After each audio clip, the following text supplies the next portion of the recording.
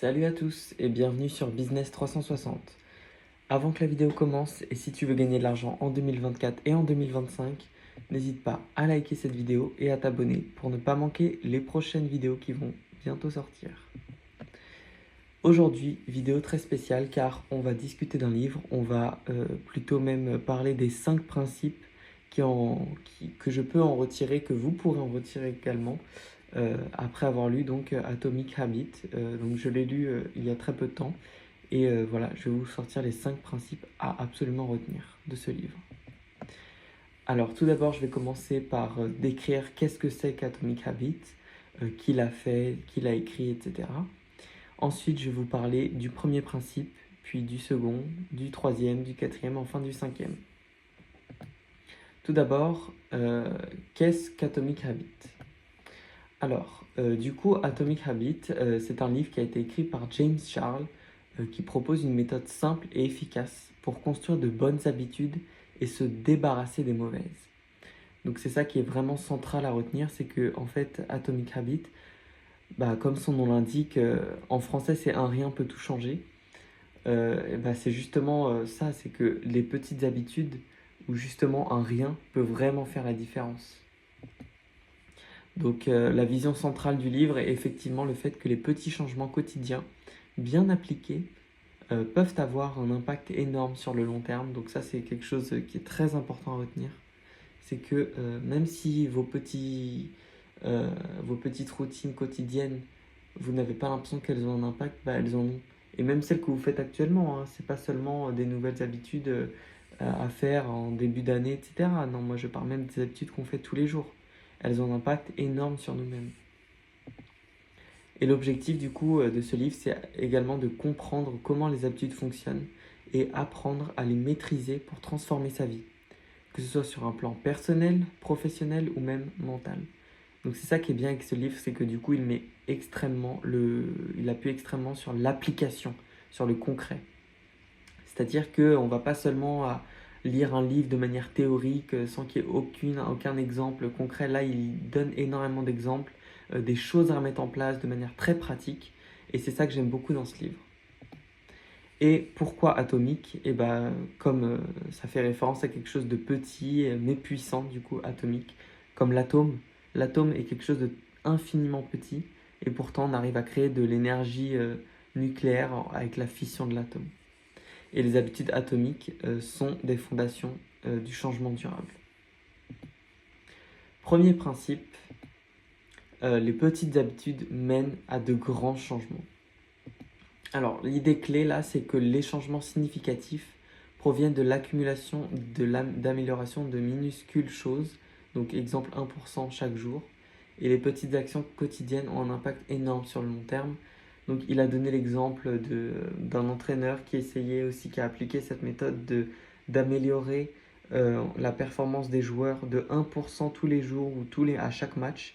Et en fait, l'équipe a fini tout en haut du classement dans une des meilleures équipes de NBA. Pareil pour les cyclistes. À un moment, il avait donné aussi des exemples sur les cyclistes, les cyclistes anglais en particulier, qui étaient très mauvais de base et qui, en faisant plein de petites modifications et d'améliorations, que ce soit au niveau de l'entraînement des cyclistes, de l'achat de matériel pour que ce soit plus confortable, une meilleure selle, des meilleures roues, repeindre là où sont stockés les vélos en blanc pour voir dès qu'il y a des petites poussières qui pourraient, etc. Enfin, plein de choses, plein de petits changements justement qui tous combinés réussissent à avoir un gros impact. Et qui au final, ils ont fini dans les premiers, quoi. Et donc, voilà, par exemple, lire une page par jour peut conduire à en lire à plusieurs livres par an, justement. Si on lit un livre de 100 pages, juste en lisant une seule page par jour, hein, une seule page, c'est rien du tout, c'est même pas un chapitre, c'est une seule page, ça prend même pas une minute, ça prend 45 secondes, et on peut réussir à lire plusieurs livres en une année. Donc c'est vraiment pour montrer l'impact que ça a des petites habitudes et qu'il ne faut pas négliger aussi justement les mauvaises habitudes, puisque même les mauvaises habitudes, aussi infimes qu'elles soient, ont un impact énorme. Le principe 2, donc ça va être les systèmes. Alors, le pouvoir des systèmes plutôt que des objectifs. Donc ça, c'est quelque chose de très important. C'est qu'un objectif est trop abstrait pour pouvoir être mis en place par notre cerveau et conscientisé. C'est-à-dire qu'il faut se concentrer sur le système, les actions, le processus. Par exemple, je veux avoir 18 en maths. Bah, c'est un objectif, mais c'est pas concret. Il faut se concentrer sur le système. Par exemple, je vais réviser sur mon bureau pendant 1 heure, de 18 h à 19 h. Ça, c'est quelque chose de concret. Ça, c'est un système. Donc, justement, l'idée clé, c'est que se concentrer sur le système, les actions et le processus est beaucoup plus efficace que simplement se fixer des objectifs, car c'est bien sûr trop abstrait. Trop abstrait. Les objectifs définissent une direction, mais les systèmes construisent le progrès. Voilà, c'est ça qu'il ne faut pas oublier, qu'il faut garder en tête, c'est que les objectifs, ça va plus nous permettre d'avoir une vision, une direction justement, savoir où est-ce qu'on va aller. Mais c'est pas ça qu'il faut. En fait, il ne faut pas se fixer des objectifs. Par exemple, pour l'année prochaine, l'année 2025, il faut se fixer des objectifs, mais il ne faut pas se concentrer sur ça. Il faut se concentrer sur le système. Quelles actions je mets en place tous les jours. Et des actions précises, hein. L'endroit, l'heure, qu'est-ce qu'on va faire, à partir de quand, etc. Et on le note sur le papier tous les jours, tous les jours. Je vais réviser pendant 1 heure, de telle heure à telle heure, sur mon bureau. Tatati tatata. Toujours des objectifs très très précis, toujours. C'est très important.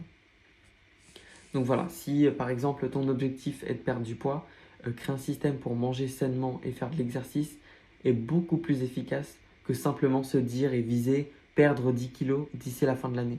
Puisque du coup, c'est pas quelque chose de concret et de palpable qu'on va pouvoir faire tous les jours. Le principe numéro 3 est le feedback. Alors, le cycle des habitudes, donc c'est la boucle du feedback. Donc qu'est-ce que c'est?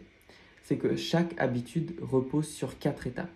L'indice, trigger, donc qui peut être visuel, l'envie, craving en anglais, la réponse, l'action et la récompense. Alors, pour adopter une nouvelle habitude, faut rendre l'indice évident. Donc, c'est-à-dire qu'il faut que ce soit par exemple quelque chose de visuel. Mettre son livre sur son oreiller pour penser à lire. Ou par exemple, justement pour les fast-food ou pour la malbouffe, ne pas... par exemple, on mange beaucoup de chocolat tout le temps, bah, éviter de mettre les chocolats à vue d'œil. Les mettre dans un coin un peu plus caché, euh, dans le garage ou alors dans un sous-sol, etc. Puisque justement, ça va la rendre difficile et peu attrayante, puisque du coup, tu vas devoir faire un effort pour aller chercher justement ce chocolat, au lieu qu'il soit juste à ta portée de main et que tu puisses en manger tout le temps. Et donc, dans le cas inverse, rendre une action facile et attrayante. Par exemple, préparer ses affaires de sport à l'avance, pour juste avoir à prendre ses affaires et partir dehors, plutôt que de devoir de faire toutes ses affaires, parce que le cerveau n'aime pas dépenser de l'énergie. À partir du moment où vous comprenez ça, tout est beaucoup plus simple. À partir du moment où vous comprenez que il faut rendre l'action la plus facile et la moins énergivore possible, et ben c'est à partir de là que vous allez tout débloquer. Et ensuite, enfin, du coup, il faut associer une récompense immédiate à l'habitude. Donc, par exemple, écouter sa musique préférée après avoir couru, par exemple. Le principe numéro 4, c'est de les rendre faciles ou difficiles. Donc, c'est comme je disais, le principe numéro 4, c'est de rendre les bonnes habitudes, justement, faciles et les mauvaises habitudes difficiles. Donc, simplifie l'accès à tes habitudes positives et complique l'accès à celles que tu veux éviter. Par exemple, si tu veux lire un livre tous les matins en te réveillant, bah, mets-le sur ton chevet. Ou si tu veux réviser une certaine matière, bah, mets-la sur ta table, prêt à être utilisé. Même avec des stylos déjà ouverts, prêts à être utilisés. Là où tu as le moins d'énergie à fournir, c'est là où tu auras le plus de résultats. Exemple, si tu veux arrêter de manger des snacks malsains, ne les garde pas chez toi. Si tu veux lire plus, place un livre sur ta table de chevet, etc. etc. Et enfin, le principe numéro 5, sois et ne deviens pas. Je pense que même c'est l'un des plus importants. Puisqu'en fait, c'est l'identité qui précède les résultats. Il ne faut pas se dire « je veux apprendre à faire de la musique » ou « je suis en train d'apprendre à lire », etc. ou « je commence la lecture ». Non, c'est « je suis un lecteur, je suis musicien ». Il faut réellement créer une identité en lien avec cette habitude, justement. Puisque les comportements, justement, suivront naturellement. Puisqu'au fur et à mesure où tu vas les répéter, et bah, tu vas y croire à cette nouvelle identité, les gens te verront ainsi et du coup c'est ça qui va te pousser à continuer cette habitude. Parce que si tu te dis par exemple que tu fumes une cigarette et que quelqu'un t'en propose une et qu'en ce moment tu essaies d'arrêter et que tu dis ah bah non je veux pas fumer, j'essaie d'arrêter, et bah c'est beaucoup moins puissant que la même personne qui est en train d'essayer d'arrêter de fumer dit non je ne fume pas. Puisque là elle s'est mise dans l'état d'esprit d'un non-fumeur. Alors que l'autre non. Et la première personne, celle qui dit qu'elle essaye d'arrêter de fumer, est plus susceptible de reprendre la cigarette que celle qui se considère comme non-fumeuse. Non, je ne fume pas, non merci. Exemple, plutôt que de dire je veux courir un marathon, il faut se dire je suis une personne sportive, puisqu'en te voyant ainsi, tu agiras comme tel et donc avec cohérence. Merci beaucoup d'avoir regardé la vidéo jusqu'au bout. Bien évidemment, si elle vous a plu, n'hésitez pas à liker et à vous abonner. Sur ce, je vous dis à la prochaine. Salut, salut!